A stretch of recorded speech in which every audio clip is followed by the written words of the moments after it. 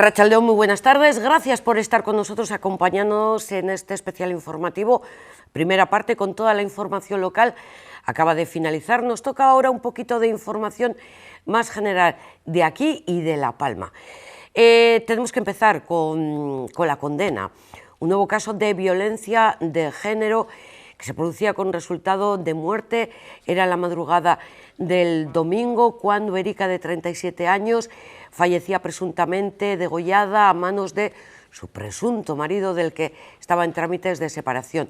Estas imágenes que ven ahora en sus pantallas corresponden a la concentración de repulsa que se ha celebrado esta mañana en Vitoria. Ahí estaban los representantes del gobierno vasco. Como decimos, la condena por este asesinato de Erika, de 37 años, a manos de su marido, de 42, en su domicilio, con la presencia de sus hijos de 13 y 17 años de edad. La mujer no había presentado denuncia alguna previa por violencia de género. Fueron los propios hijos los que avisaron a los agentes y avisaron también a emergencias de lo que estaba ocurriendo o de lo que había ocurrido en su domicilio. Como decimos, las muestras de condena que se han producido esta misma mañana con Beatriz Artolazabal, la consejera de Igualdad, y también a cargo del portavoz del Gobierno de Bingen Zupiria.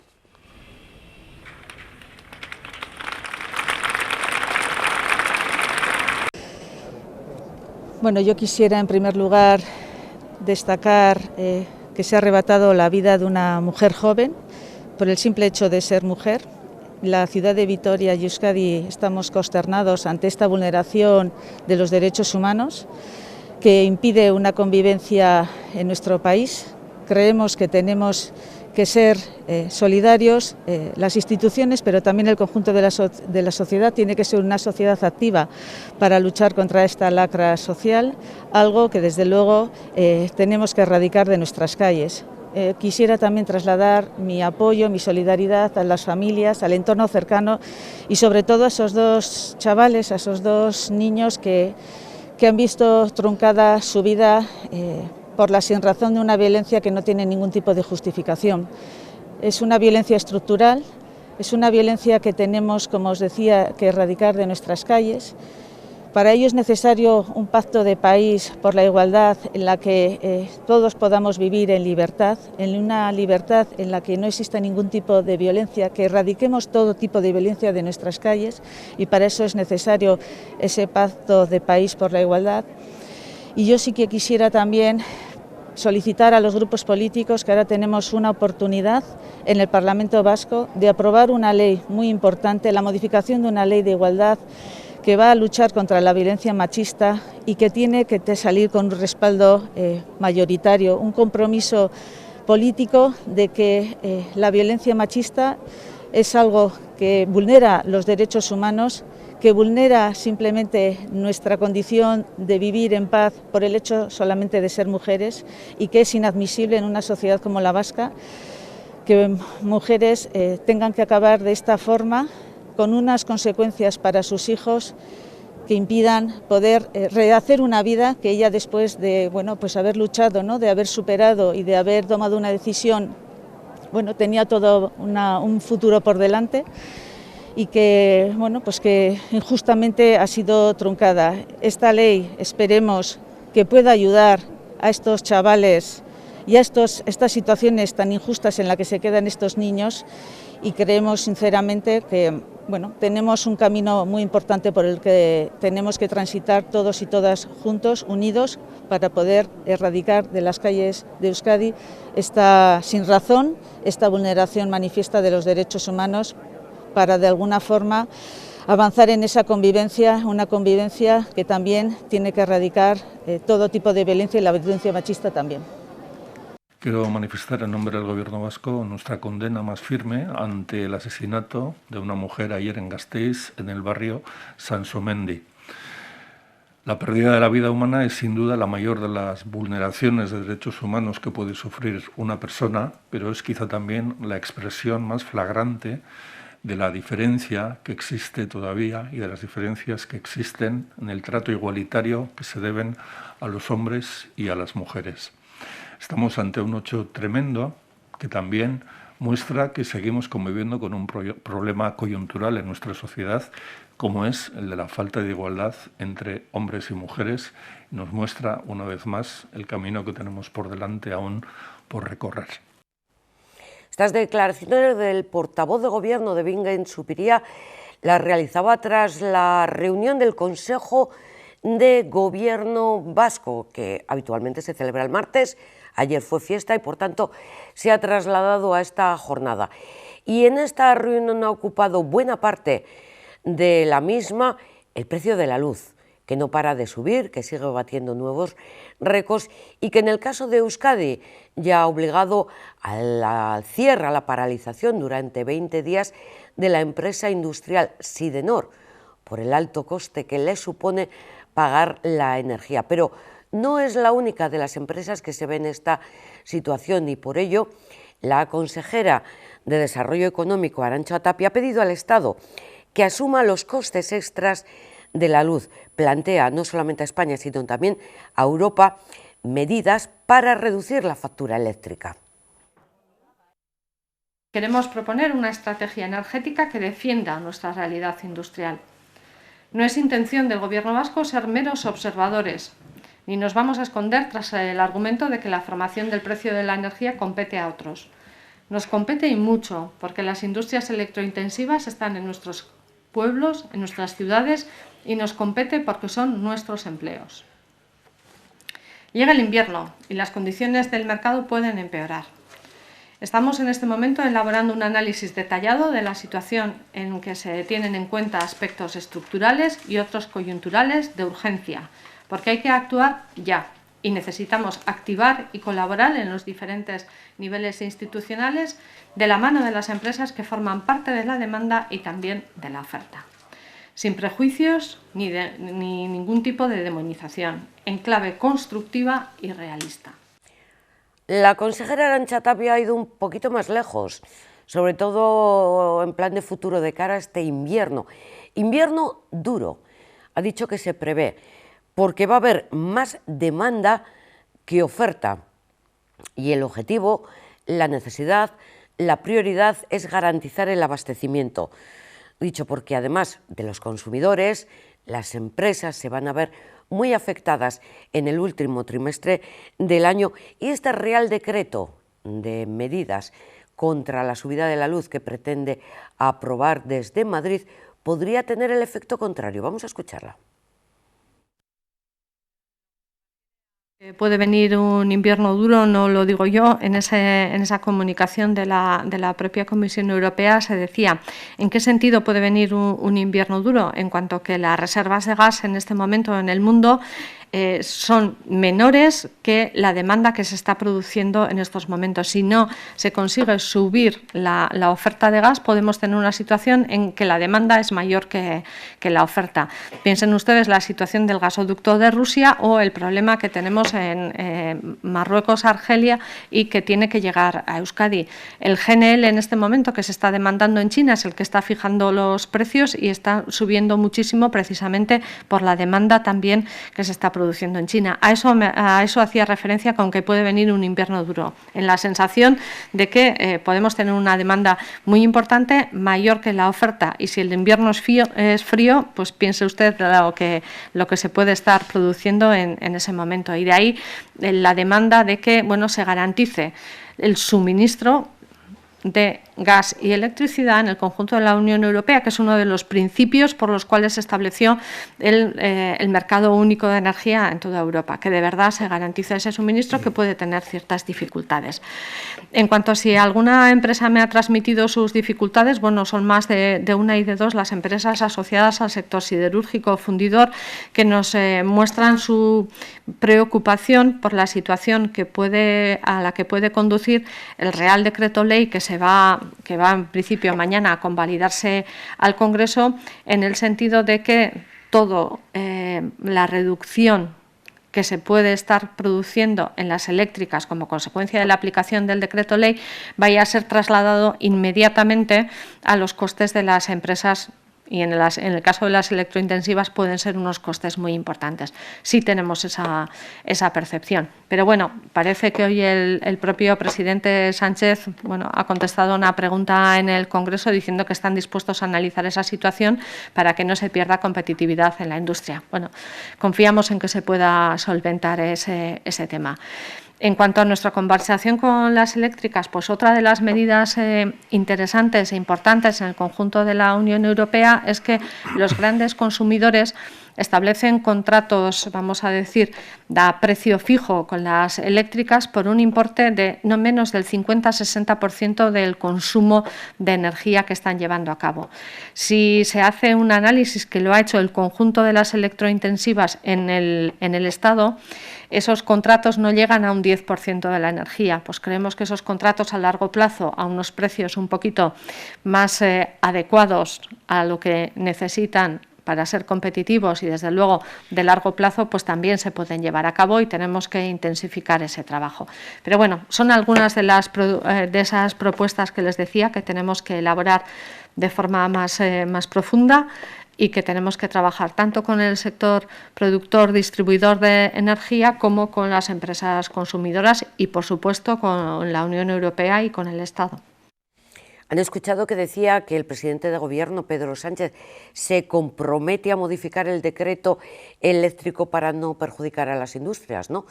Bueno, pues este compromiso lo ha adquirido en el Pleno de Control al Gobierno que se ha celebrado esta mañana en respuesta a una pregunta formulada por el portavoz del PNV, Aitor Esteban, que se interesaba por el precio de la luz, el continuo crecimiento del precio de la luz y las medidas que el Gobierno piensa poner en marcha.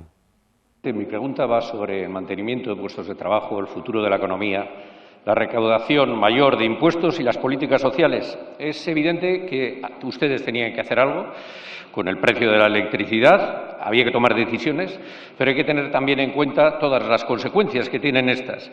Y el último decreto ley tiene medidas muy positivas, no solo con respecto al consumidor doméstico, pero tal y como está concebido, lo que está ocurriendo es que las eléctricas repercuten sus pérdidas a los contratos fijos de clientes industriales. Y esto está provocando que algunas empresas estén ya parando su producción y, de seguir así, nos va a abocar a nuevos ERTEs. Claro que hay que aclarar las cosas y que hay que impedir que aquellas empresas que tienen fuentes de energía diversificadas pues no jueguen a su antojo con ellas para sacar el mayor beneficio posible. Ni es aceptable que las eléctricas utilicen a las empresas como ariete para sus propios intereses. Pero la solución, señor presidente, no es esa simplona solución de recortes a las eléctricas. Esto es mucho más profundo. Las empresas se están enfrentando a una situación de escasez de materias primas y de elevados precios de las mismas. Ahora esto puede ser un golpe que las tumbe definitivamente y eso significa menos trabajo, menos inversiones, menos exportaciones, menos PIB, menos recaudación y, por lo tanto, menos políticas sociales. Así que le urjo a que haga algo, no solo en el plano europeo, debe hacer algo ahora y aquí, desde su propio Gobierno. Y debería hacerlo, en nuestra opinión, retocando, reorientando el decreto ley que se va a votar aquí en esta Cámara mañana. Usted sabe que está en juego el futuro de la economía si se para el incremento de la economía y la producción industrial. Está en juego el futuro de la economía, pero también lo sabe el futuro de su propio Gobierno. Nada más y muchas gracias. Compartimos con usted, señor Esteban, efectivamente la preocupación por el alza del precio de la energía en los mercados mayoristas y compartimos también con usted la viabilidad de la industria en nuestro país. Nosotros hemos apostado siempre por la reindustrialización de nuestro país. De hecho, los fondos europeos, si van destinados a algo, es precisamente a crear empleo y a reindustrializar nuestro país en esa transición energética que tiene que ser justa. Efectivamente, usted plantea si estamos haciendo algo a nivel europeo. A usted le parece insuficiente, a mí me parece clave. Tenemos que reformar el mercado eléctrico a nivel europeo. Tenemos también que mejorar la capacidad de negociación que tiene Europa respecto a quienes fabrican, o mejor dicho, producen y exportan el gas natural. Y finalmente también lo que tenemos que hacer es detener la especulación en los mercados de emisión de CO2, que evidentemente están inflacionados como consecuencia de esa especulación financiera. También le diré una cosa, señoría. Usted dice que es insuficiente, pero a mí me parece de justicia social que aquellas empresas energéticas que hoy están cobrando por encima de sus costes de una manera extraordinaria, pues hombre, arrimen el hombro y echen una mano para que no se repercuta en el recibo de la luz precisamente ese alza. En todo caso, sí que le diré lo siguiente, señoría. A nivel nacional, el Gobierno de España, y esta ha sido una de las largas demandas también de su grupo parlamentario, señor Esteban, ha aprobado el Estatuto del Consumidor Eléctrico Intensivo. Se aprobó el mes de diciembre del año pasado. En segundo lugar, hemos planteado también ayudas compensatorias por costes de emisiones indirectas de CO2. Y en tercer lugar, hombre, unas medidas fiscales que están teniendo usted, que es un partido de gobierno, su grupo y su partido político, unas medidas fiscales que están teniendo una merma en la recaudación muy importante y que, por tanto, está asumiendo en primera persona, en este caso el Gobierno de España, la Administración General del Estado. La rebaja del IVA, rebajar el impuesto especial de la electricidad, suspender el impuesto sobre el valor de producción de energía eléctrica, etcétera, etcétera, etcétera. En todo caso, sí que le diré, señoría, que en circunstancias extraordinarias como las actuales, pues es imprescindible, por resumir, asegurar los precios de la electricidad acordados con la industria con anterioridad al rally del gas. En segundo lugar, facilitar la firma de nuevos contratos bilaterales de suministro de electricidad a precios asequibles, al margen del mercado mayorista, y en eso es en lo que está trabajando el Gobierno de España, con las empresas eléctricas y con la industria, es decir, aclarar y precisar lo que haga falta del Real Decreto 17/2021 para asegurar que esto sea así y que no genere en consecuencia ningún perjuicio a los consumidores domésticos y también a los consumidores industriales. Por tanto, señoría, compartimos la preocupación, compartimos también la voluntad política de hacer desde el Gobierno. Señor presidente, usted sabe que ese decreto necesita ser retocado. Sin competitividad no hay recuperación económica. Por cierto, otra cosa, le llevamos años diciendo que inviertan en infraestructuras gasísticas porque es la energía de respaldo, transporte y almacenamiento. No han hecho mucho caso y nos abocamos a un invierno muy complicado. Reoriente también esa política. Bueno, pues esto es lo que ha dado de sí en este apartado de las eléctricas ahí en el Congreso. Vamos a cambiar un poquito de asunto, nos vamos otra vez hasta La Palma, allí la erupción del volcán que no para. ¿Recuerdan que el lunes les decíamos la pregunta que se formulaban? ¿Y esto cuándo va a acabar? Ni los expertos vulcanólogos saben cuándo va a acabar. El caso es que lo definen en esta jornada de hoy, de 13 de octubre, con un aumento significativo de la explosividad, con nuevas columnas de lava, nuevas bocas que se dirigen otra vez hacia el mar. No se lo voy a contar yo, lo va a contar la vulcanóloga Inés Galindo también y el geólogo Vicente Soler. 13 de octubre, 8 de la mañana, 8:20 ya. Detrás de mí podemos ver la columna eruptiva del volcán. Vemos muy bien cómo sale toda esa columna que está formada por gases, fragmentos de magma. Sube muy vertical hacia la atmósfera y llega a una zona de la atmósfera en la que la densidad de las partículas de la columna eruptiva y la densidad de la atmósfera son iguales y por tanto el viento a esa altura va transportando las cenizas lateralmente.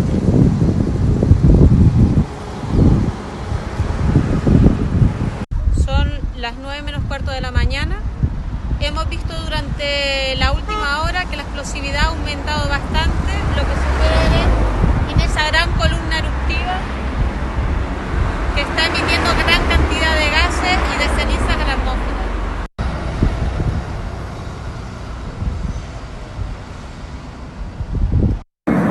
Hola, buenas tardes.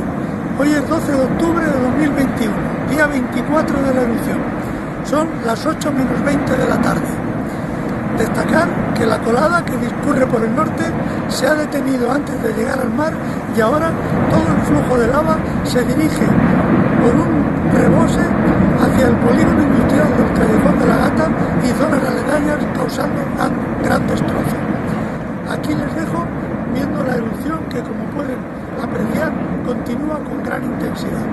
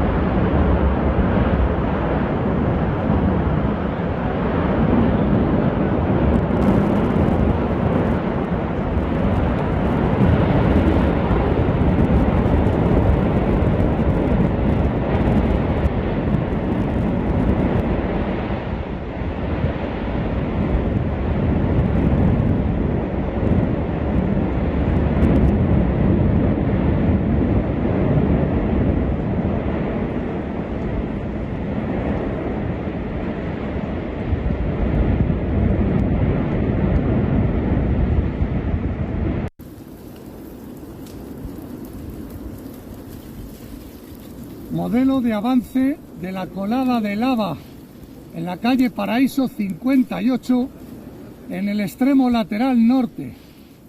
Instituto Geológico y Minero, con colaboración con la Policía Local de El Paso. Ha aumentado en velocidad en esta última hora, cerca de las 5 de la tarde del 12 de octubre. Se observa cómo va empujando lateralmente, se hace una costra fría en la parte superior y va incluso montándose encima de coladas previas. Estos eran los últimos testimonios que han llegado a nuestra redacción, los de Inés con fecha de hoy, Vicente ayer día 12, y también estas imágenes captadas por los drones que llevan agua y comida a los perros atrapados en La Palma. Lo hacen varias veces al día. Los drones vigilan y llevan reservas a estos animales que han quedado abandonados en Todoque. 2 empresas se están encargando de cuidar a los perros y a causa de las evacuaciones pues se han quedado allí sin que haya, al parecer, ningún tipo de medio para poder rescatarlos. Las empresas Volcanic Life y Ticon Soluciones han recibido el agradecimiento de Cabildo de La Palma, supervisan varias veces al día a los perros que permanecen aislados. Además, ahí los ven sobre un manto de cenizas en una de las zonas afectadas por el Cumbre Vieja, como decimos, en la parte más alta de Todoque. Son imágenes desoladoras, los perros solos, rodeados de ceniza y atentos a cualquier presencia. Son ya muchos los días que permanecen atrapados. En última hora también el presidente de Canarias, Ángel Víctor Torres, anunciaba y recordaba cuál es la situación en la isla. Y en ese sentido decir que no hay indicadores que hagan prever que estemos cerca del final de este volcán. De hecho, la emisión de dióxido de azufre, que es uno de los índices fundamentales, hemos tenido 20.000 toneladas en las últimas 24 horas, que es más que la que tuvimos en los días previos. Por tanto, hay que estar preparados a que estamos a merced de este volcán. Él decidirá cuándo acaba. No parece esté cerca su final. Es lo que todos deseamos, es lo que cada día pedimos y ojalá pronto podamos empezar esa reconstrucción con la seguridad de que ya no hay más daños porque el volcán ha terminado apagándose. Entre tanto, apelar a lo que ayer ocurrió, y es que en ocasiones hay que tomar decisiones como confinamientos o evacuaciones. Ayer en la zona de La Laguna, y de nuevo la actitud cívica de las palmeras y de los palmeros ha sido ejemplar, respondiendo a las indicaciones de las fuerzas y cuerpos de seguridad y haciendo que a día de hoy la quizás única noticia buena de este volcán es que no tenemos que lamentar ningún daño personal. Es verdad que los daños materiales van a ser cuantiosos y las administraciones públicas, como ha dicho el presidente del Cabildo, con unos 300 millones que se han puesto en disposición para ayudar y paliar los efectos del destrozo en lo material, está muy por encima de ellos, indudablemente, con el dolor que eso significa el que no tengamos que lamentar ninguna vida humana. Hay terremotos, recuerdo el de Lanzarote, también el del Teneguía, donde sí hubo que lamentar pérdidas humanas, y por tanto que esto termine como ha empezado 19 de septiembre sin lamentar ningún daño personal. Decir al respecto que hoy miércoles se culmina la baremación, los criterios de baremación para la entrega de las primeras viviendas. Ya se han adquirido 18, están terminados los expedientes para otras 45 viviendas para ser adquiridas cuanto antes por el Consejo de Visocán, y junto a ello trabajar para las modulares que puedan ser colocadas en los lugares que puedan ser cedidos para justamente dar respuesta habitacional de manera lo más rápida posible. Este es el problema, cómo realojar a los palmeros afectados porque se han quedado sin viviendas debido a la lava del volcán. Seguiremos informando, pero volvemos aquí en Euskadi porque ante la petición de algunas asociaciones de docentes para que se elimine el uso de la mascarilla en los menores de 12 años, hoy el Gobierno vasco ha dicho que no se contempla esta eliminación. Se defiende el uso de las mascarillas en este colectivo, mascarillas que deberán usar los menores de 12 años también en los espacios al aire libre dentro de los centros de enseñanza. La actualización del protocolo fue consecuencia de una nueva situación sanitaria que todos estamos viviendo y también de un proceso de reflexión que protagonizaron el Departamento de Educación y la Dirección de Salud Pública del Departamento de Salud. La Dirección de Salud Pública considera que no ha habido ningún cambio desde el momento en el que se produjo ese ajuste del protocolo y, por lo tanto, no hay ningún motivo que nos anime a prescindir de la no hay ningún motivo para que los jóvenes menores de 12 años que aún no han recibido la vacunación prescindan de la mascarilla.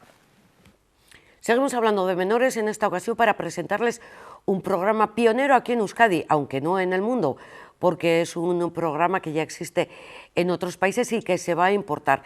Se llama Barnahus. Es un proyecto piloto para la atención integral a menores víctimas de abuso sexual. Ahí vemos a la consejera de Igualdad, Beatriz Artolazábal, presidiendo la reunión de la Comisión Permanente Sectorial de Atención a la Infancia y la Adolescencia, que se ha celebrado hoy en Lakua. La nueva Ley Vasca de Protección, precisamente a infancia y adolescencia, ha sido uno de los temas tratados, además de la puesta en marcha de este proyecto piloto de atención integral, como les decimos, pionero, se llama Barnahus, y nació en Islandia, llega a Euskadi de la mano de Save the Children. Presentaremos en una jornada técnica a mediados de noviembre a todos los operadores concernidos un exhaustivo informe de atención del modelo de Barnahus a la realidad vasca. Barnahus es un nuevo modelo de atención a menores víctimas de abuso sexual que pretende aglutinar en un mismo espacio a todos los departamentos que intervienen en el caso, tanto judiciales como sociosanitarios. Nuestros objetivos estratégicos, como les decía, son la promoción y prevención desde una cultura del buen trato, la detención precoz y comunicación, prestando especial atención al papel de los agentes que actúan en espacios primarios de socialización de proximidad, atención y reparación, reforzando la especialización y la personalización y previniendo la revictimización, y colaboración y gestión del conocimiento, impulsando la innovación y la coordinación de esfuerzos. Como conclusión, puedo decirles que vamos a cumplir el compromiso del Gobierno vasco de poner en marcha estos instrumentos de protección a la infancia y la adolescencia durante 2022. Hoy puedo afirmar que con la colaboración del resto de administraciones del tercer sector, tanto el anteproyecto de ley como la estrategia, como el proyecto piloto Barnahus se encuentran a punto de encarar la fase final de su transformación en realidades. Estas tres herramientas van a poner a Euskadi en la vanguardia europea de la protección de los derechos de la infancia y adolescencia, y por eso me atrevo a decir que nos encontramos en un momento histórico en este ámbito. Déjenme leerles un pequeño texto de cara al próximo tema que vamos a abordar. La crisis sobrevenida de la pandemia ha dejado muchas heridas, pero también oportunidades para crecer. Desde los cuidados paliativos queremos extender los aprendizajes que nos ayuden a construir una sociedad más compasiva. No lo digo yo, lo dice Julio Gómez Cañedo, que es médico de cuidados paliativos en el Hospital San Juan de Dios de Santurtzi. Arratsaldeon, muy buenas tardes, doctor. Arratsaldeon. En principio empezamos por lo básico, si me permites, que son los cuidados paliativos y a quién van dirigidos. Los cuidados paliativos podrían traducirse como cuidados intensivos de confort. O sea, ¿cómo busco que la persona esté lo más cómoda posible cuando está atravesando la etapa final de su vida? Aliviando su dolor y otros síntomas físicos, acompañando y aliviando los síntomas emocionales, ayudando a resolver asuntos de índole más social o relacional y finalmente también a elaborar una lectura completa de su vida que puede tener que ver con necesidades de índole existencial o que otros llamarían de índole espiritual, buscando sentido a la vida que vive. Aliviar todo eso y acompañarlo es el objetivo de los cuidados paliativos. ¿Sería pasar de curar la enfermedad a cuidar a la persona enferma o van de la mano? Esa es una de las transiciones importantes. Empeñados en el objetivo de curar, a veces se nos olvida cuidar. Vemos más la enfermedad que al ser humano Y yo creo que ese salto cualitativo hay que dar. La persona que tengo ingresada no es un cáncer de hígado, se llama Miquel, o se llama Patricia, o se llama Juan, y entre otras muchas cosas tienen una enfermedad que se llama cáncer, o se llama esclerosis, o se llame como se llame. Y yo no me centro en enfermedades, centramos la atención en cuidados paliativos de las personas e intentamos verlas en globalidad. Entonces, los cuidados paliativos, o mejor dicho, el cuidar a la persona nace cuando ya no se puede curar la enfermedad. O a veces, en paralelo a tratamientos curativos de una parte de su proceso, pero sí intentando asumir un principio fundamental, que aunque haya enfermos incurables, no existe una persona enferma incuidable. Y esta es una afirmación que la tenemos clara y un aprendizaje que a base de acompañar a personas en el final de su vida hemos interiorizado. Y un poco en este hilo de crisis de la introducción que hacías, a veces hemos llegado a ver solo virus por la vida, ¿no? Y ha habido personas que han tenido el COVID, que han afrontado la enfermedad y algunos en el camino han muerto, ¿no? Eso es mirar a la persona en su totalidad, esa es la clave. Doctor, eso es lo que definías como de la lógica de la guerra a la de cuidar, a la de dar vida. Sí, porque estamos muy acostumbrados a titulares, ¿no? El cáncer le venció, o venció el cáncer, o venció la enfermedad.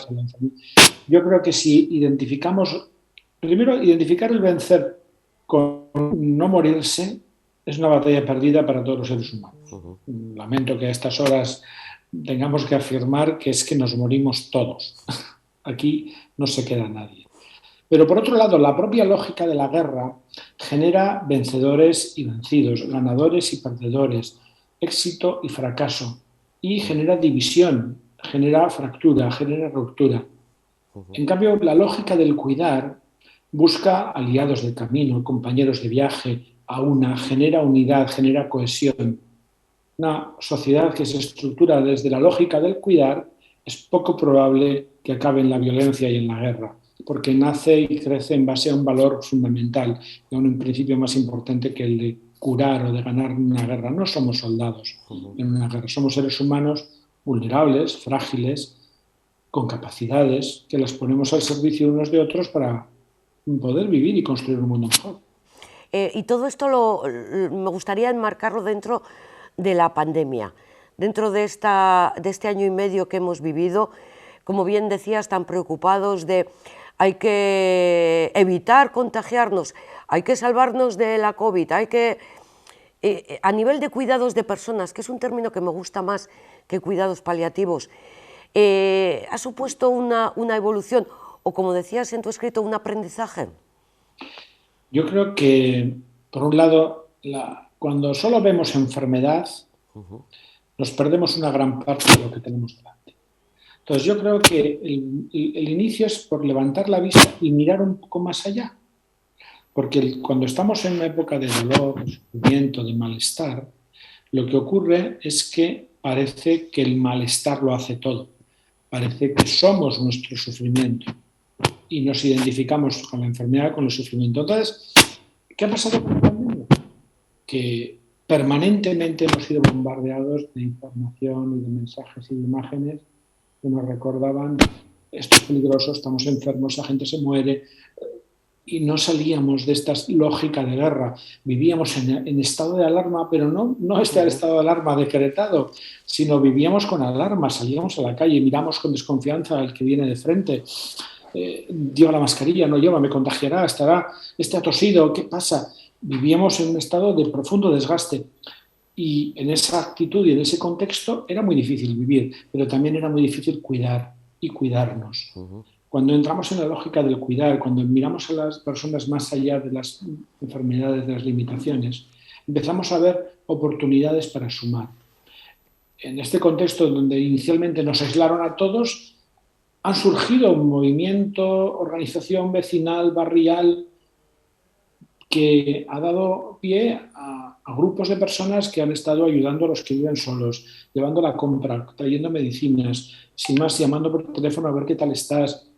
Todas esas cosas se han ido dando y han surgido y nos dicen, hombre, esta sociedad está viva, tenemos mucho más, se puede hacer las cosas mejor, podemos cuidarnos y superar estas lógicas que rompen, que separan, que generan vencedores y gente que cae en el camino, como si morirse fuera un fracaso.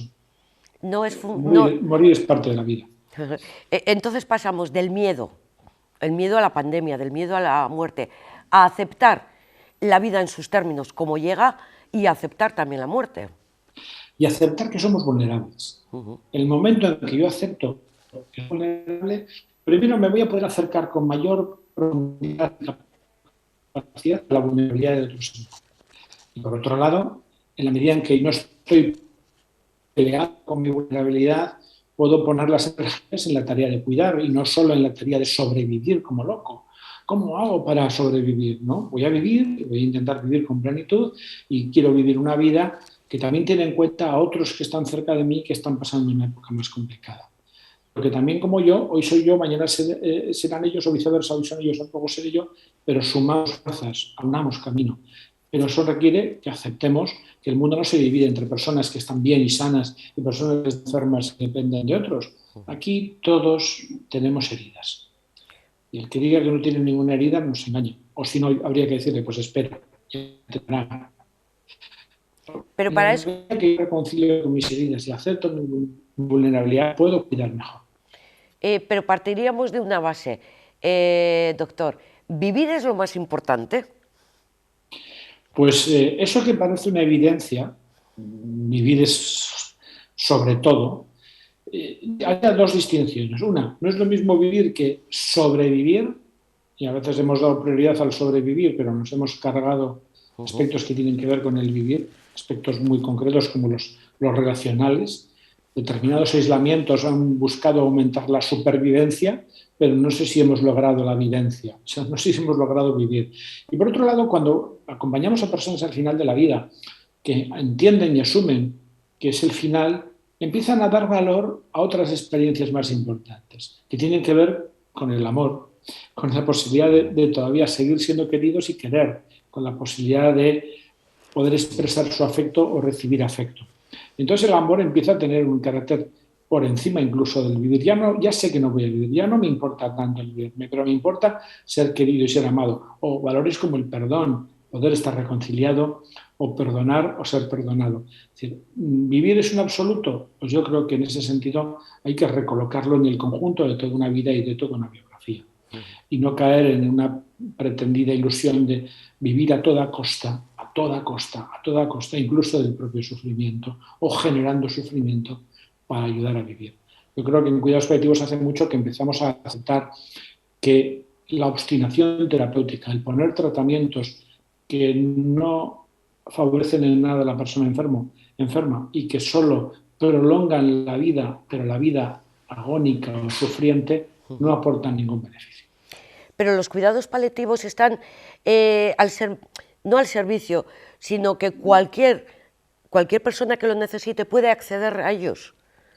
En principio, hoy por hoy necesitamos que cualquier persona que está en una situación de una enfermedad avanzada, progresiva, con un pronóstico de vida limitado, que tiene síntomas que le provocan malestar y sufrimiento, de índole físico, psíquico, social o espiritual, debiera ser atendida con una mirada de cuidados paliativos.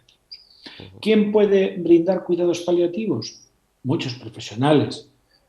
Puede serlo su médico de atención primaria, puede ser el especialista que lleva sus problemas de corazón y que es el problema fundamental de su vida, puede ser su oncólogo. Pero puede ocurrir, como pasa en muchas otras enfermedades, que esa sintomatología y esos problemas que le generan sufrimiento precisen de especialistas en la atención de esa sintomatología.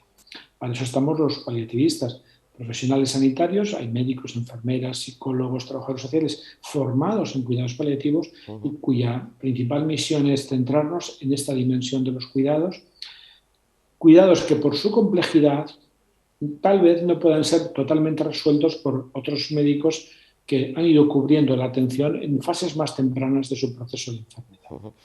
¿Quiere decir esto que todo el mundo necesita ser atendido por especialistas en cuidados paliativos? No necesariamente, pero que todos necesitamos tener acceso real, concreto y tangible a cuidados paliativos, sí, y a un nivel de derecho humano fundamental. Los cuidados paliativos deben ser considerados un derecho humano fundamental. Facilitar que el final de la vida transcurra con la dignidad y los cuidados del resto de mi vida. Entramos al quid de la cuestión, sobre todo de actualidad. Muerte digna frente a vida digna, complementarios, y hablo, cuando digo de muerte digna, del tema de la eutanasia. Vamos a ver, yo creo que para nosotros los que nos dedicamos a cuidados paliativos, la clave es la vida digna hasta el final de la vida. Creo que morir dignamente o vivir con dignidad hasta el final de la vida va más allá de tener la posibilidad de decidir cuándo morir y ponerle fecha, día y hora a propia voluntad. Cuando alguien me dice que se quiere morir, lo que me está diciendo es que está sufriendo. Y por lo tanto, mi reto como profesional dedicado a los cuidados paliativos es indagar las fuentes de su sufrimiento y ver en qué medida ese sufrimiento puede ser aliviado o mitigado.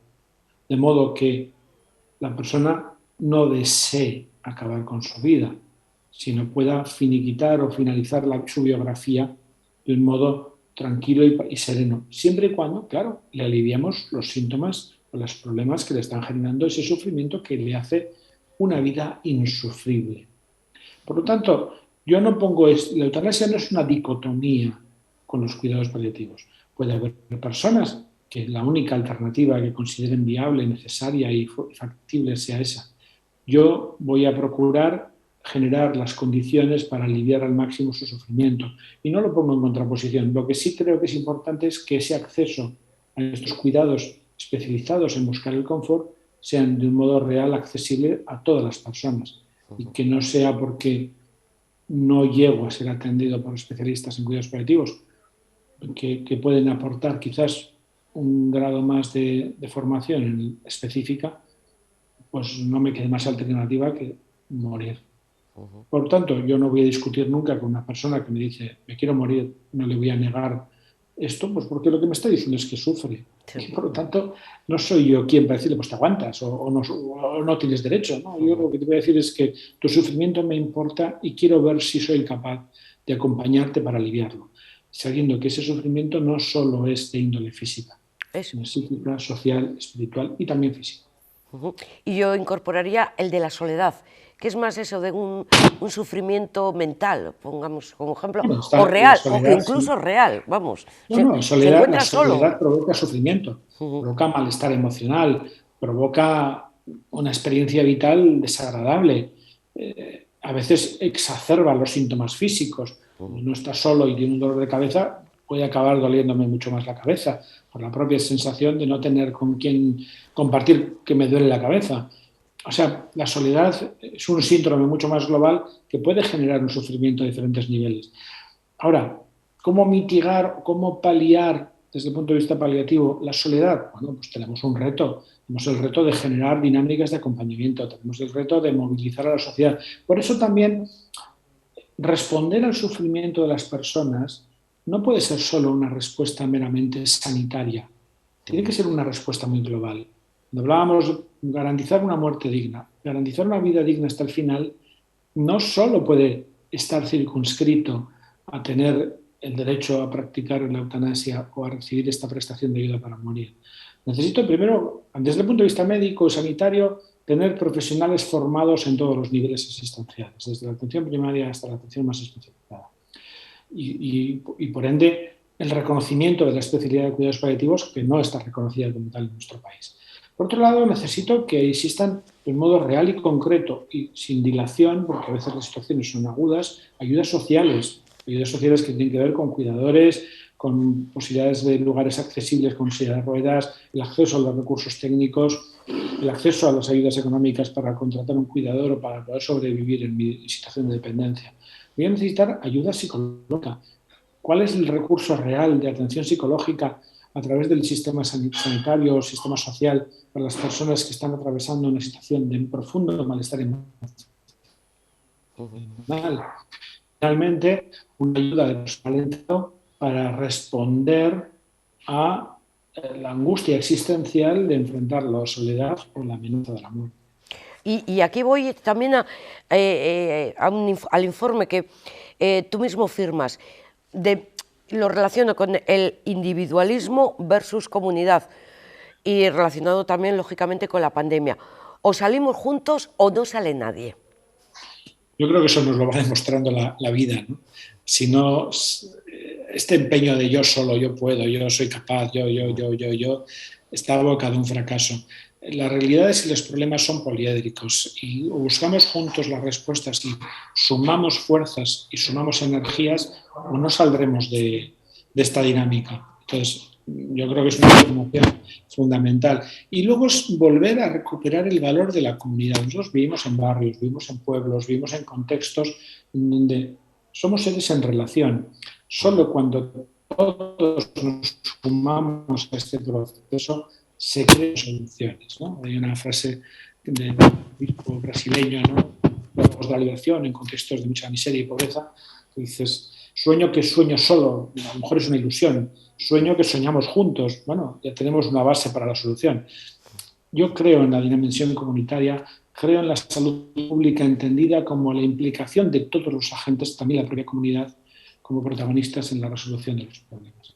Por eso, o juntos, porque el empeño en el individualismo y en esta autonomía que nos aísla, y que por otra parte es muy propia de contextos o de miradas muy neoliberales, desde una mirada economicista de la vida, donde el individuo por encima de todo.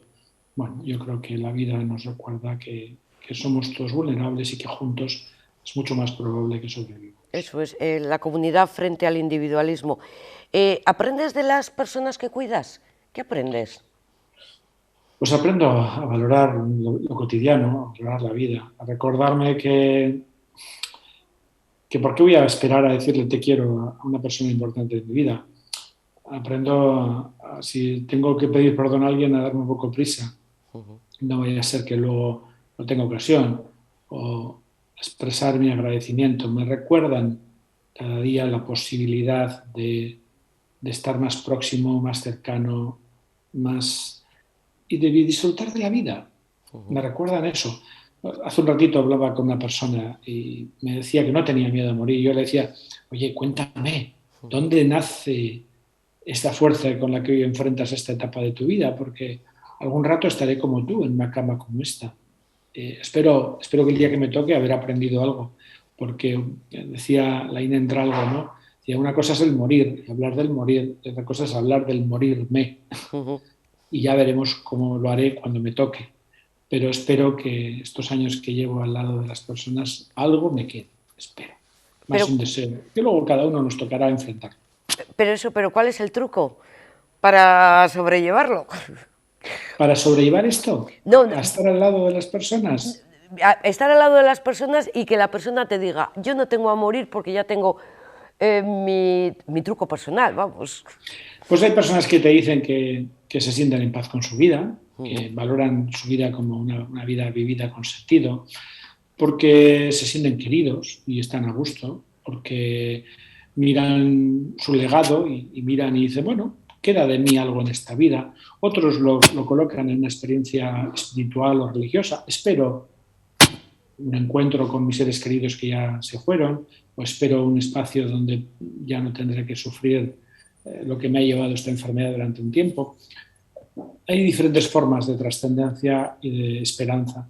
Entonces, cuando uno encuentra sentido, cuando uno está conectado con los que tiene alrededor y cuando uno todavía espera que puedan pasarle cosas bonitas, como que me visiten mis nietos, porque aunque me queda poco ahora que todavía estoy lúcido, les quiero ver y son como el mejor antidepresivo que se ha fabricado nunca, pues estas cosas, sentido, conexión y trascendencia, sostienen la vida y el deseo de vivirla hasta el final.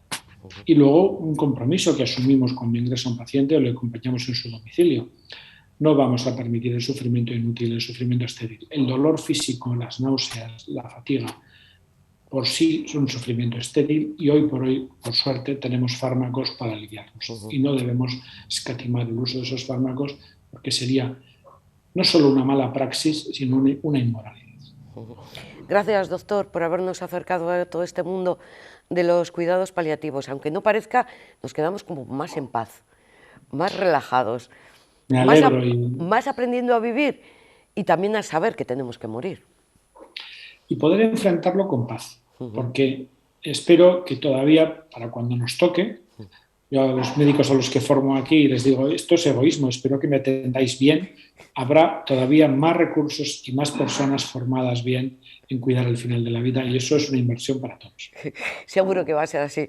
Muchísimas gracias, un beso muy fuerte. Gracias a vosotros, un placer. Un placer ha sido para nosotros charlar con Julio Gómez Cañedo, médico de cuidados paliativos en el Hospital San Juan de Dios de Santurce. A que le entra a uno así como una tranquilidad que dices, bueno, pues como que estoy más relajado, como que voy a disfrutar también el día a día y esa paz conmigo y con todos los demás que me rodean. Bueno, pues eso sería una de las conclusiones. Y nos vamos a otro hospital, nos vamos ahora a la OSI Basurto, al hospital de Basurto allí, para escuchar el testimonio de Verónica Tiscar, que es la coordinadora de I+D+I. Comencé mi andadura profesional en el año 2002 en el servicio de urgencias del Hospital de Basurto. Fueron 12 años en total en la práctica clínica asistencial en diferentes servicios, diferentes unidades de atención primaria de la OSI Bilbao Basurto. Después 4 años en docencia e investigación y 3 años en Áraba. Lógicamente, toda esa experiencia confiere un bagaje y un conocimiento que va más allá del conocimiento teórico. Yo creo que permite, ¿no?, el alinear las necesidades y el conocimiento en cuanto a las necesidades de la práctica clínica asistencial y también priorizar a nivel de gestión. También, como has comentado, pues he tenido la oportunidad de realizar en todo este impasse de tiempo estancias de investigación y de formación e investigación fuera, por ejemplo en Canadá o en Finlandia, y yo creo que todo eso es un valor añadido también a los puestos que he ido realizando durante este tiempo. Sin duda, ya más centrada en el tema de investigación, la última andadura profesional dentro del Instituto de Investigación Sanitaria BioAraba considero que ha sido una de las que más experiencia en ese sentido me ha aportado, ya que me ha permitido conocer el entramado de toda la I+D+I en el País Vasco, y yo considero que es uno de los puntos fuertes, ¿no?, que aporta a ese nuevo reto profesional. ¿Qué objetivo se marca para esta nueva andadura? Bueno, como objetivo principal el impulsar y fomentar toda la investigación y la innovación en la OSI Bilbao Basurto. Es cierto que somos una organización con una larga trayectoria, una larga tradición en investigación e innovación, por eso hablo de impulsar y de crear, ¿no?, o consolidar fuertes líneas de investigación. Más que de objetivos, que serían muchos los objetivos específicos y muy ambiciosos, también prefiero hablar de líneas estratégicas y de ejes estratégicos. Si hacemos una revisión, un análisis de todas las líneas de investigación que vienen ya marcadas como prioritarias desde Europa, desde el Instituto de Salud Carlos III, a nivel más autonómico desde el Departamento de Salud de Gobierno vasco, vemos que hay unos retos en investigación ahora mismo. Tenemos la medicina personalizada, hay que impulsar la investigación en la atención primaria, ya que tenemos unos retos como son la cronicidad, el envejecimiento poblacional, y es necesario darles respuesta. Tenemos más retos como pueden ser la inteligencia artificial, Big Data, y también nuevos retos en salud, como son, por ejemplo, los que se han derivado de la situación epidemiológica actual y de la pandemia COVID-19. Por ejemplo, una línea muy importante en la que tenemos que investigar en nuevos diagnósticos, nuevos tratamientos, pero también en cómo impactan la calidad de vida o cómo mejorar los propios circuitos asistenciales, es el long COVID o COVID persistente. En cuanto a ejes estratégicos, me parece importante, ya más centrándonos en nuestra organización, en la OSI Bilbao Basurto, hablar de unos ejes estratégicos importantes. El primero son las personas, y las personas lo desglosarían dos. Por un lado, investigadores e investigadoras, ya que son nuestra masa crítica, son los que realmente desde la práctica clínica asistencial van a liderar y van a desarrollar la investigación y la innovación. Aquí tendríamos muchos objetivos específicos en cuanto a formación, fomentar el estudio y la realización de tesis doctorales, el relevo generacional también importante, pero uno de los retos también fundamental es el aumentar el trabajo multidisciplinar dentro de la investigación y la innovación. Y ya no hablo solo a nivel de profesionales de la salud, que por supuesto es importante y todos aportamos desde nuestras distintas disciplinas y desde los distintos conocimientos, médicos, enfermeras, farmacéuticos, psicólogos, fisioterapeutas, pero también tenemos que incorporar a nuestras investigaciones, a la innovación, a otras disciplinas, ¿por qué no?, bioingenieros, matemáticos, etcétera, para abordar objetivos más complejos, más ambiciosos y poder dar solución y respuesta a las necesidades de salud de nuestros pacientes. Eso es fundamental.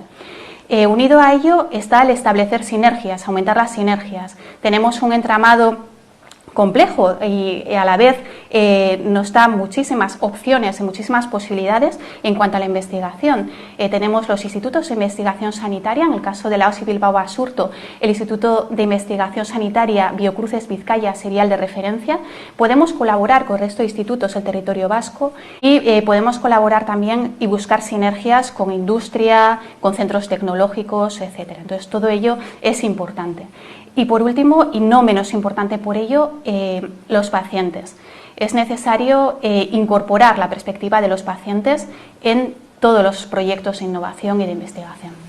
Comentaba anteriormente, ¿no? Uno de los ejes estratégicos deben ser los pacientes y por ello debemos hacer investigación primero, investigación translacional, debemos llevar los resultados de la investigación a la práctica clínica, pero debemos incorporar la perspectiva de los pacientes, las necesidades que tienen, buscar también investigaciones que promuevan espacios más humanizados, pero sobre todo es necesario explorar cuáles son las necesidades de salud de los pacientes para dirigir también las investigaciones y la innovación en ese sentido. Bueno, a los que me conocéis sabéis que considero que los pilares fundamentales para el crecimiento de una organización y para mejorar la calidad asistencial que ofrecemos a nuestros pacientes son la investigación, la innovación y la formación, que son totalmente necesarios.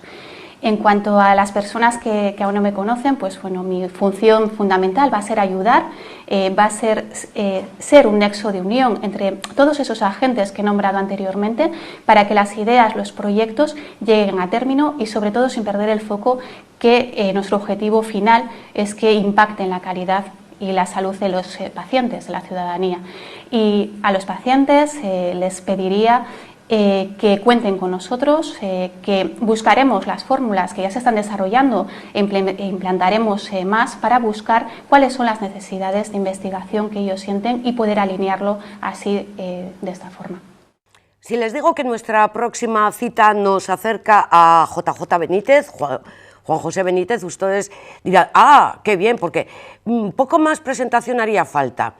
Este periodista e investigador del caso OVNI ha escrito pues más de 64 publicaciones, pero este mes de octubre sale a la luz su 25º libro dedicado a la investigación OVNI, que lleva por título Mis primos. Arratsaldeon, muy buenas tardes.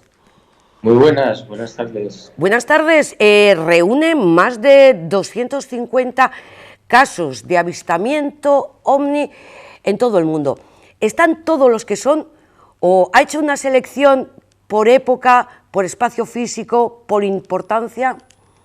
Bueno, no están todos los que son, ni muchísimo menos. Son cientos de civilizaciones no humanas para mí y para muchos investigadores. Es una selección de casi 50 años de investigación que tendrá continuación en futuros libros, también con más investigaciones.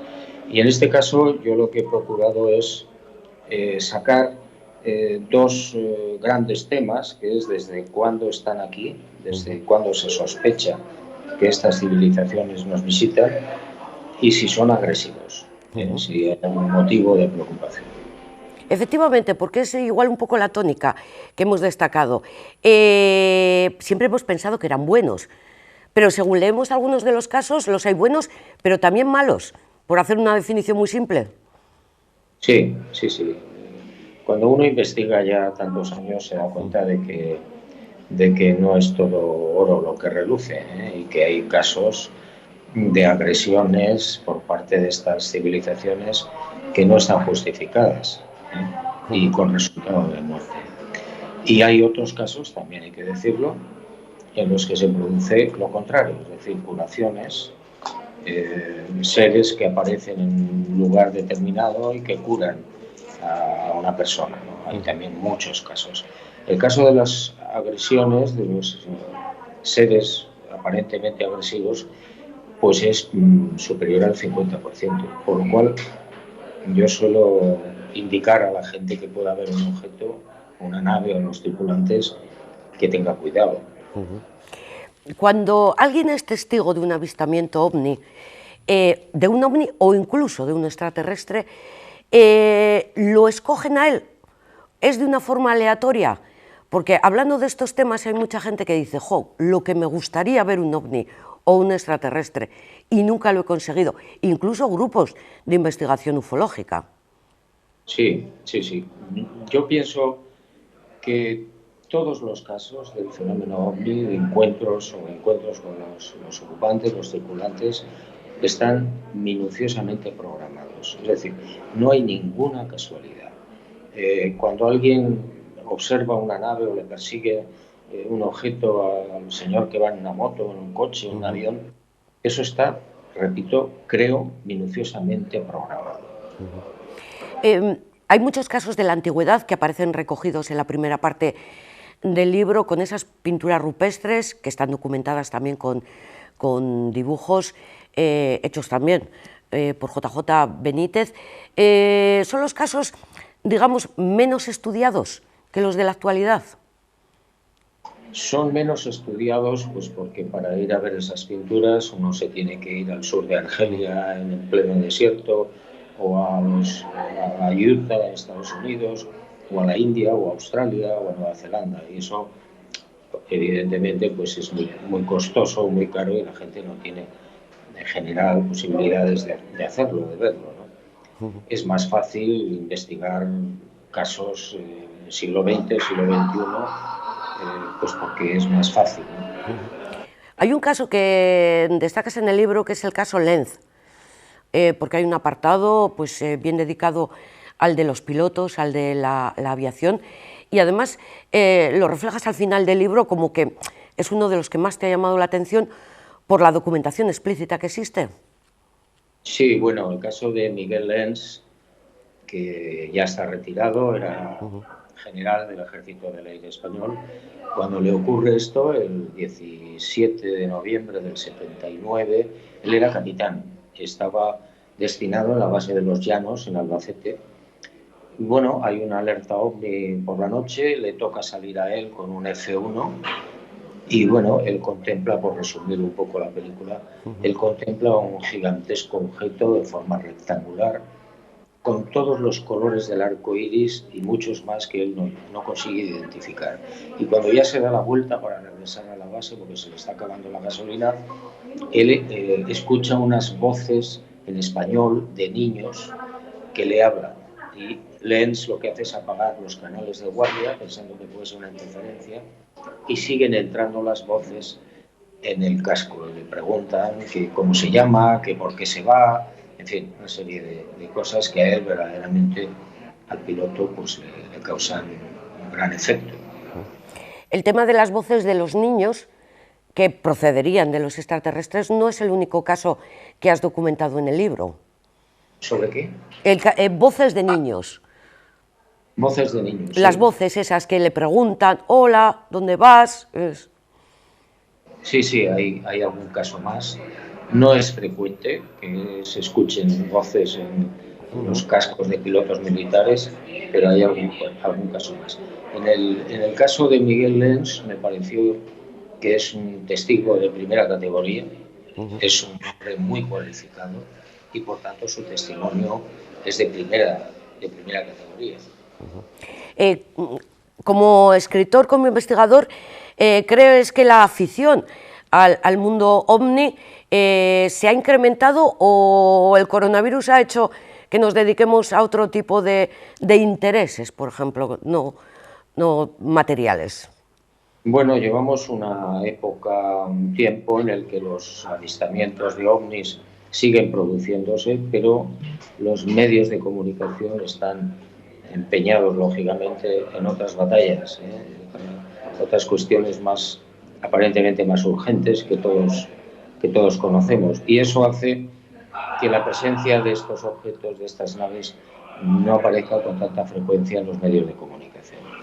Yo buscaba con mucho interés los casos más cercanos. Siempre buscas un poco pues, lo que ha pasado en Vizcaya, en Guipúzcoa. He encontrado el caso de Urduliz, pero no parece que Euskadi sea precisamente, y lo digo porque por tu cercanía, tú eres navarro, tú has trabajado aquí, no parece que aquí se den muchos avistamientos. Bueno, últimamente no hay tantos avistamientos como los pudo haber en los años 60, 80, 70, que fueron auténticas oleadas, ¿no? Y el País Vasco no se libró de la visita de estas civilizaciones para nada. Hay casos espectaculares. Te recordamos de la época de la Gaceta del Norte. ¿Cómo la recuerdas tú? Bueno, yo recuerdo en fin, son recuerdos muy gratos. Cuando yo empecé a trabajar en la Gaceta del Norte en el año 1972 como reportero, y estuve prácticamente hasta el año 79, tras la muerte de José Mari Portel, que era nuestro jefe de local, pues yo opté por dejar el periodismo activo.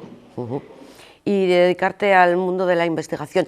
Además de investigador, ¿has sido también testigo de avistamientos?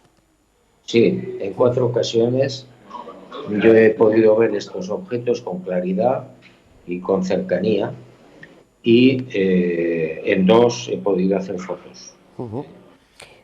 ¿Y puede ser un poco más explícito dónde has ido, igual en América Latina o...? Bueno, la primera vez fue en la autopista de Cádiz a Sevilla. Yo llevaba las cámaras en el asiento del copiloto, iba solo, vi un objeto muy extraño con una luz muy potente, paré el coche, me bajé, hice una serie de fotografías. Al mismo tiempo lo vieron otros testigos que también iban por la carretera.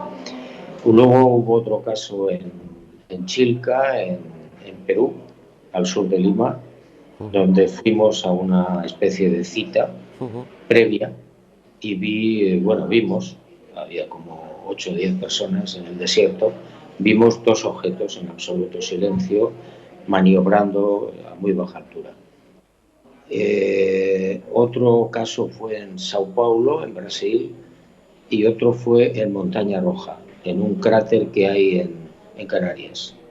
¿Hay algún país al que te gustaría ir porque sabes que se han dado casos y todavía no has podido acudir?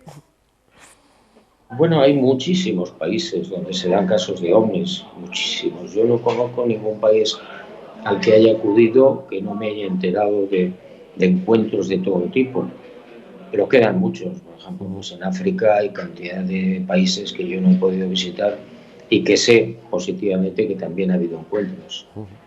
Hay 2 preguntas claves. Una, ¿de dónde vienen? No lo sabemos. Yo, por lo menos, cuanto más investigo, más puertas se me abren, y tengo la sensación de saber muy poco del tema. Bueno, pues sospechamos que vienen de la galaxia, sospechamos que vienen de otros universos, de otras galaxias, y sospechamos también, que es quizá la teoría de moda ahora, que pueden proceder de dimensiones desconocidas.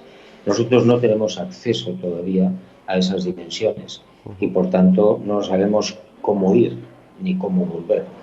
El argumento famoso de las distancias, de que es imposible que vengan porque tendrían que recorrer miles de millones de años luz, es válida para nuestra ciencia, para nuestra técnica, pero no para la de ellos, que probablemente nos llevan miles y miles de años de ventaja.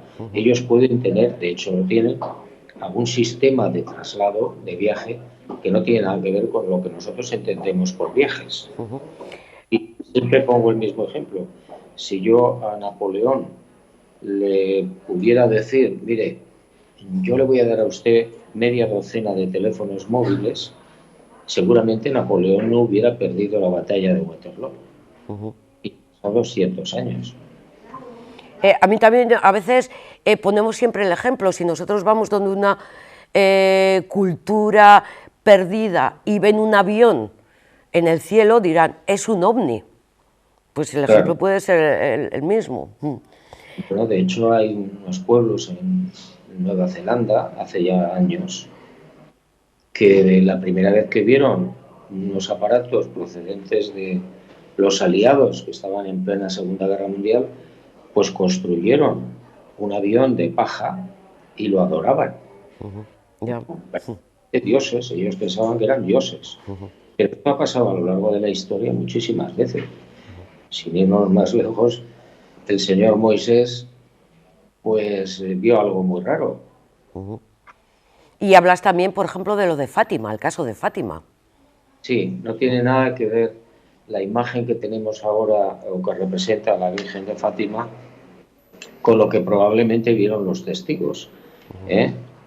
Hoy precisamente es el aniversario 13 de octubre de 1917 de Fátima, de una de las apariciones. Y lo que cuentan los testigos es que era la persona o el ser que se presenta a estos niños, era una criatura de 1,20 m, con un casco en la cabeza y con una capa tipo armiño, cuadros blancos y negros y pantalones a juego bombachos, con una esfera en la mano. Claro, esto no tiene nada que ver con la imagen tradicional que nos ha pintado la Iglesia, ¿no? Eso fue una manipulación, otra más. Es verdad, a veces nos dan a conocer que los extraterrestres son pequeñitos, otras veces muy altos y muy rubios, otras veces incluso con cara de lagarto. ¿Todo eso es así? Es así. Vamos a ver, la tipología que conocemos hoy dentro del fenómeno OVNI, la tipología de los tripulantes, es muy variada. Si digo que hay cientos de tipos de tripulantes, me estoy quedando corto. Son muy altos, muy bajos, de grandes cráneos, con extremidades superiores e inferiores, casi a un 80% son humanos. Y hay otro porcentaje muy alto también, casi un 20%, donde no son humanos. Otra de las, no sé cómo definirlo, leyendas urbanas, no. Pero lo que sí se comenta es que todo el desarrollo de Internet, todo esto de las nuevas tecnologías, proviene de ellos, por algún caso que se ha generado últimamente, y de esas naves se han extraído esa tecnología que ahora utilizamos nosotros. Pues probablemente sí. Hay un caso muy famoso ya y muy conocido por la gente y la ufología, y es que en julio del año 47 se produce la caída de una nave en Nuevo México, en Estados Unidos, cerca de una población que se llama Roswell. Bueno, ahí hubo 600 y pico testigos que vieron la nave estrellada y a las 4 criaturas pequeñitas de grandes cráneos que estaban junto a la nave. A la semana aparecieron los militares y se la llevaron. Se llevaron la nave estrellada y se llevaron a las criaturas. Mataron a una, otra estaba muerta y quedaron vivas una, me parece, o 2. Bueno, los militares desde ese año, 47, están investigando el interior de esa nave y extrayendo todas las tecnologías que podamos imaginar. Y así de repente aparece en el mundo la fibra óptica, los chips de los ordenadores, la visión nocturna, el láser, en fin, toda una serie de hallazgos que los militares norteamericanos se ocupan de que aparezcan como descubrimientos que han sido arrebatados a los nazis. Es el famoso Área 54, ¿no? No, en esa área la gente yo creo que está equivocada. En esa área lo que se hace es ensayar prototipos de tipo militar. Pero la nave famosa de Roswell y los tripulantes, las criaturas, están en otro lugar. Te formulaba antes la pregunta de dónde vienen y la siguiente es ¿qué buscan? Y sobre todo, ¿por qué no se dan a conocer públicamente, diríamos? No sabemos exactamente qué buscan. Es decir, se les ve recoger muestras, se les ve llevarse el ganado, se les ve acercarse a las personas. Sospechamos que lo que está pasando es que son exploradores o científicos que están aquí haciendo algún tipo de labor. Pero son sospechas, no lo sabemos con seguridad. ¿Salvar el planeta, quizás? Yo no lo creo. Ellos, me parece a mí, que tienen prohibido la intervención oficial pública. Por una razón muy simple, porque si lo hicieran, acabarían con nuestra civilización. Es decir, queramos o no, Si una civilización te lleva 1000 años o 10.000 años o 1.000.000, esa civilización superior técnicamente absorbería siempre a la civilización inferior, cosa que nosotros ya hemos hecho en las conquistas. Por tanto, yo creo que eso lo tienen prohibido. No deben intervenir jamás de manera pública, oficial, en un planeta o en una civilización teóricamente inferior. Es verdad, ahora que está tan en auge todo el tema de la colonización, la hispanidad, tiene sentido el no utilizar, digamos, ese argumento. Y aprovecho para comentarte que todo lo que yo estoy oyendo con motivo de la hispanidad y de que la leyenda negra española no era cierto, eso es falso. Los conquistadores españoles, como los franceses o los belgas o los ingleses, los españoles cuando llegaron a América masacraron a las civilizaciones, las pasaron a cuchillo en nombre de la espada y de la cruz. Y eso basta con leer los libros de los vencidos, que los hay, para darse cuenta que no es ninguna exageración. Sí, sí, no, efectivamente, eso es la colonización. Una última cuestión, sé que tienes muchísima prisa, pero hablábamos de si eran buenos, de si eran malos. ¿Te gustaría, cómo le dicen, ser abducido? Hombre, si hay billete de vuelta, sí. Pero eso no, nadie lo asegura, ¿no? No. ¿Esto de la escritura automática realmente da resultados? Bueno, pues te llevas muchas sorpresas, sí, sí. A veces sí da resultados. ¿Por qué el título de Mis primos? Y aprovecho ya prácticamente al final para preguntarlo. Bueno, pues es una pequeña broma. Realmente, entre los investigadores, cuando nos dirigimos a estos seres, hablamos de estas civilizaciones, pues hablamos medio en broma de que son nuestros primos. Y yo iría más allá. Yo creo que no solamente serían nuestros primos, sino los verdaderos primeros padres. No quiero pasar por alto el caso, ahora que hemos hablado de la colonización, el caso de las FARC, que aparece, lo has recogido en el libro. Sí. Que estuviste hablando con ellos porque un ovni también se estrelló en esa zona donde estaba la guerrilla y había allí unos vivos a los que torturaron, por cierto. Sí, según sí, recoges. Sí. Lo contó uno de los guerrilleros que participó en la historia y en resumen lo que ocurrió es que los capturaron a 3 vivos que pensaron que eran norteamericanos, no hablaban inglés, no hablaban nada, los torturaron y este guerrillero, que fue el que me lo contó, esto ocurrió en el Tupumayo, que es al sur de Colombia, pues terminó pegándole un tiro en la cabeza al tercero y me contaba que la selva entera se volvió de color azul. Este es tu último libro por el momento, no sé cuánto tiempo te ha llevado elaborarlo, pero seguramente que seguirá otra segunda parte, ¿no? Bueno, elaborarlo mucho tiempo, porque son muchas investigaciones, ¿no? Escribirlo pues ha sido cuestión de meses. Digo que habrá otro nuevo, habrá continuidad. Sí, ya están escritos 6 libros más. ¿Que todavía no han visto la luz, quieres decir? Que todavía no han visto la luz. ¿Y habrá que esperar? ¿Cuánto? No lo sé. No depende de mí, pero bueno, la editorial prefiere sacar un libro al año. De todas formas, ¿qué feedback has recibido de los lectores, de la gente que te sigue, que es mucha?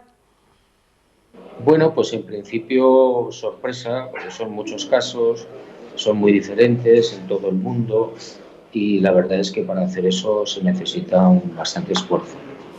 En cualquier caso, veo que también en el libro das, digamos, tu correo electrónico. Si hay alguien que ha sido testigo, se puede poner en contacto contigo perfectamente, ¿verdad? Por supuesto, por supuesto. Muchísimas gracias, mucho ánimo, JJ Benítez, si nos permites llamarte así, y estamos encantados de haber leído tu libro y de leer los próximos. Un beso muy fuerte.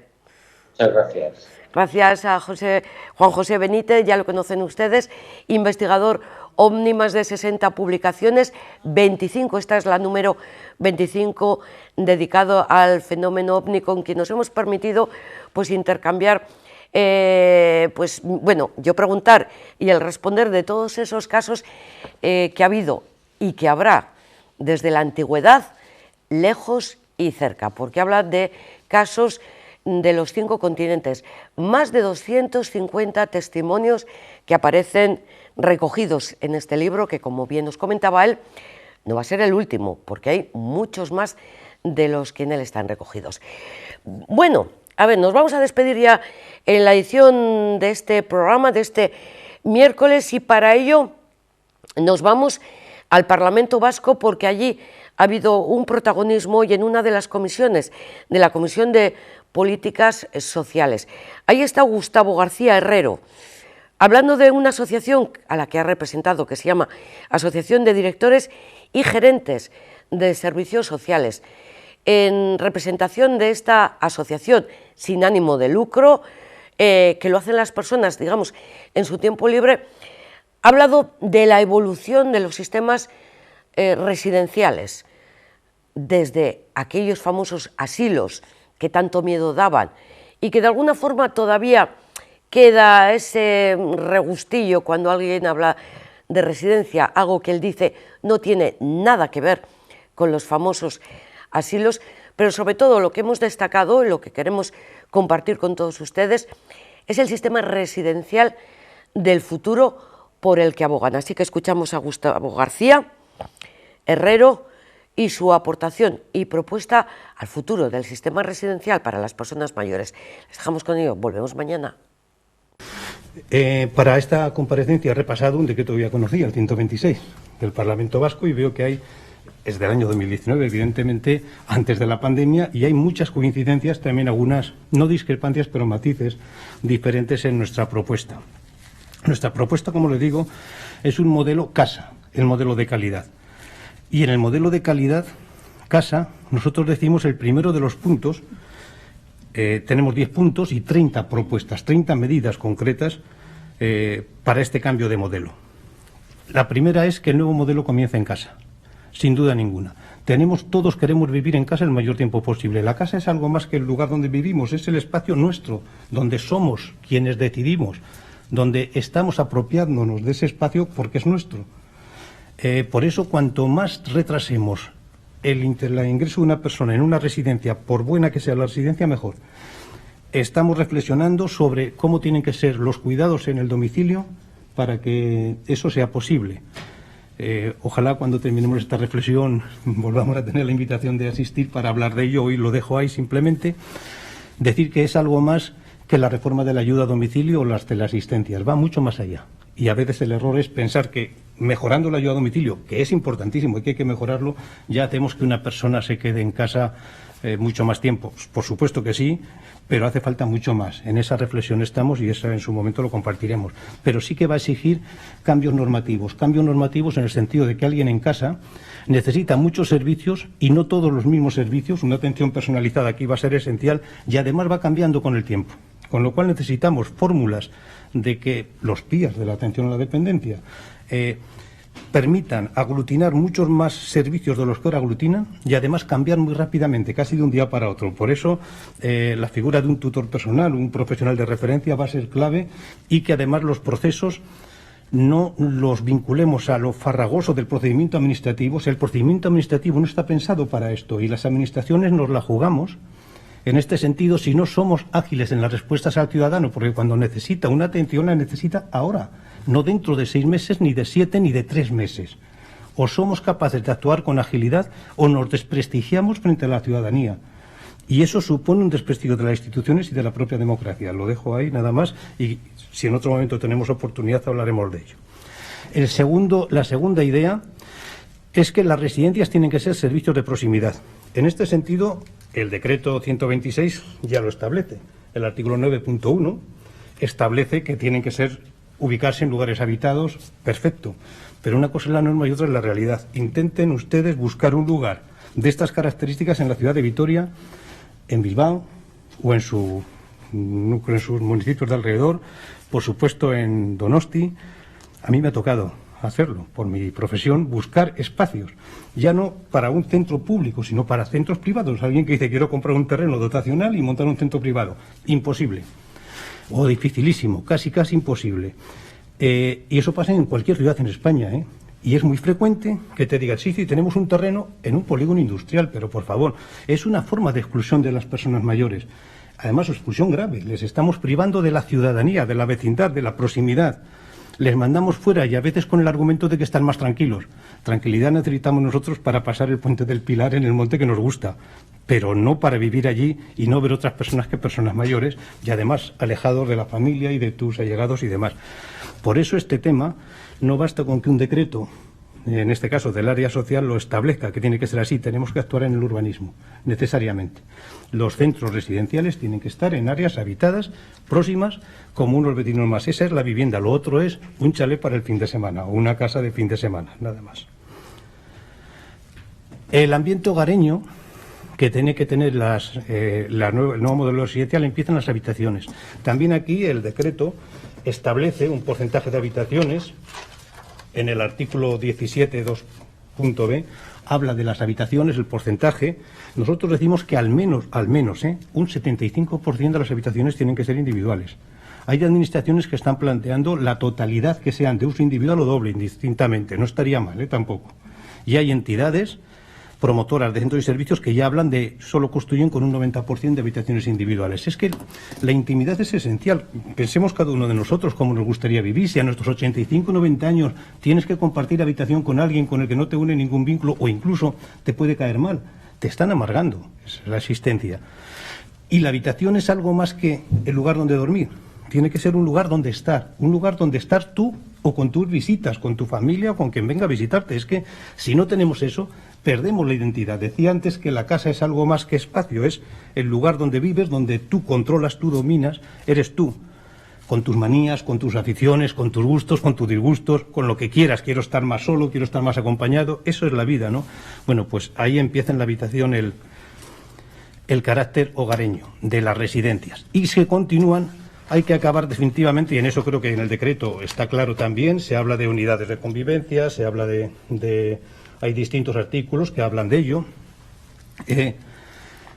Hay que acabar definitivamente, de verdad, esto sí que debe ser un compromiso de todos, con los servicios funcionalistas, es decir, los espacios. Aquí el comedor, aquí la sala de estar, aquí la sala de terapias, aquí... La imagen de una residencia tradicional es ver los pasillos llenos de personas mayores en sillas de ruedas, sujetos, esperando, porque 3 veces al día los llevan al comedor y los traen, los llevan a la sala y los traen, los llevan a terapia y los traen. Eso no es vida, eso no es hogar, eso es una institución y eso anula a la persona. Te lo dan todo hecho con horarios seguidos, etc. Eso no puedes apropiarte del espacio. Piensa en una cosa, es a lo mejor una tontería, pero... Un hombre, o con más frecuencia una mujer, sus 85 años, 87, 90, toda su vida ha estado activa en casa, ha puesto la mesa, tal, tiene que ir a una residencia y desde hoy le dicen que no haga nada. Que no ponga la mesa, le llevan al comedor, a la hora de comer, lo sientan, comen y sale de allí. Lo han destruido como persona. Sin embargo, en unidades de convivencia reducida, nosotros hablamos, el decreto 126, no habla de un número de personas, más que en módulos, que habla de 25 máximo. Nosotros decimos que como máximo, o sea, en 15 máximo y 12 o menos lo ideal. Ahí sí, en esos espacios hogareños, incluso con su módulo de cocina, en vez de llevar al residente al comedor, traes la comida. Es muy fácil.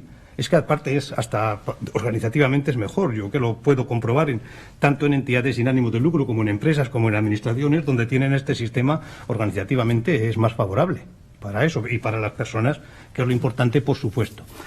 En este sentido, no es hacer residencias pequeñitas, es crear módulos, unidades diferenciadas, donde se adapten a las personas. Yo conozco en una ciudad, en Teruel, una de estas unidades que es de gente muy cultureta, por llamarlo de alguna manera. Tienen su biblioteca, sus libros, hacen teatro, se organizan, van a la Universidad Popular. Es esa, pero la de al lado es distinta, no tiene nada que ver. Tienen que ser diferentes, con espacios diferentes, como la sala de estar de tu casa, con distintos ámbitos, según cómo esté orientada, según las características de las personas. Es decir, hay que hacer entornos adaptados a las personas. Hay una cosa importante. quizás, no sé si normativamente, pero también se debería de pensar. Cuando se empezaron a montar unidades de convivencia era muy fácil que se hiciera una escala. Aquí están en la 1 los menos dependientes, en las 2 un poquito más dependientes, en la 3, aunque sea duro decirlo, es una escala a la muerte. O sea, imagínense el día que a una persona que todavía tiene conocimiento, que son muchos, le dices que pasa de la 2 a la 3, y dice, uy, qué mal voy. Y le dices al hijo o a la hija, a tu madre la vamos a pasar a la 4. Se te cae el alma a los pies. Eso es inhumano, de verdad. Es decir, tienen que ser mezcla, o sea, y más por afinidades que por grados de dependencia, y se puede lograr, de verdad. Convivencia familiar, importantísimo. Si queremos el modelo casa, en casa las familias entran, y entran a todos los sitios. Y lo digo yo, que este fin de semana he tenido una bronca en la residencia donde está mi madre, que bueno, me viene a mi madre mal, a mí bien, porque es el modelo contrario de lo que... Y así me fijo en lo que se hace y digo, pues lo contrario está bien, ¿no? Menuda bronca he tenido. O sea, pedir entrar a la cocina sería una blasfemia. ¿Por qué no vas a entrar a la cocina? Hombre, no digo todos los días a molestar, pero si yo quiero entrar a la cocina o ver cómo comen, y si quiero comer con mi familia, ¿por qué no puedo? Hay entidades y empresas que están montando ya comedores familiares en las residencias. Pues lógico, no es lo mismo ir de visita que ir a comer. Es que es distinto, es otra cosa, lo sabemos cualquiera, ¿eh? Y importantísimo, que puedan subir a la habitación y estar en la habitación, solo faltaba. O sea, no tenemos que limitar el acceso de los familiares a las salas de visitas y horarios restringidos, salvo que molesten a alguien por lo que sea. Pero si no, tiene que ser, pues eso, como una casa.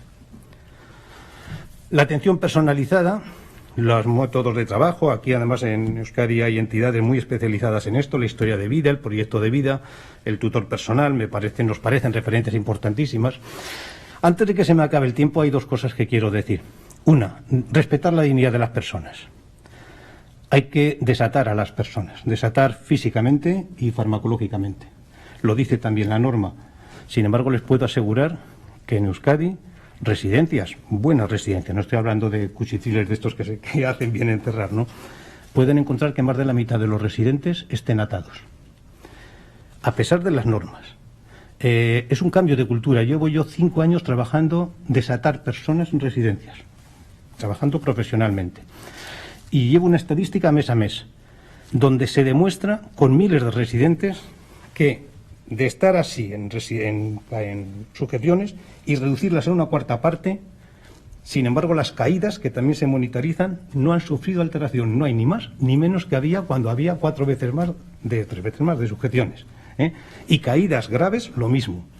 Es decir, la seguridad se puede garantizar por otros medios, pero también de manera personalizada. No se trata de desatar por norma, sino caso a caso, viendo cómo se puede garantizar su seguridad sin necesidad de tenerlo atado y sin necesidad de tenerlo sobremedicado, que esa es otra forma de atar a las personas. Insisto, en Euskadi es uno de los retos que muchas residencias todavía tienen. Y otra cosa más difícil de normatizar, veo que ya el tiempo me corre mucho, es el que no infantilicemos a las personas mayores. De verdad, a mí me da una pena. O sea, pensar cada uno de ustedes, cuando sean mayores, que los tengan dibujando como niños. Si les gusta dibujar, que dibujen, pero todos al mismo tiempo a rellenar, pintar, colorear y encima ponerlo en las paredes. ¿Lo harían con alguno de sus familiares en casa? Si tengo al abuelo o a la abuela ahí pintando eso y encima lo pongo para que todo el que venga a casa, mira cómo pinta el abuelo. Por favor, eso es indigno, les estamos infantilizando. O sea, hay otras formas más significativas de actividad que hacer eso. La colaboración con el sistema público de salud, aquí sí que hemos aprendido mucho en la pandemia, en esto sí. Primero, que quien tiene que atender los problemas de salud son el sistema público de sanidad.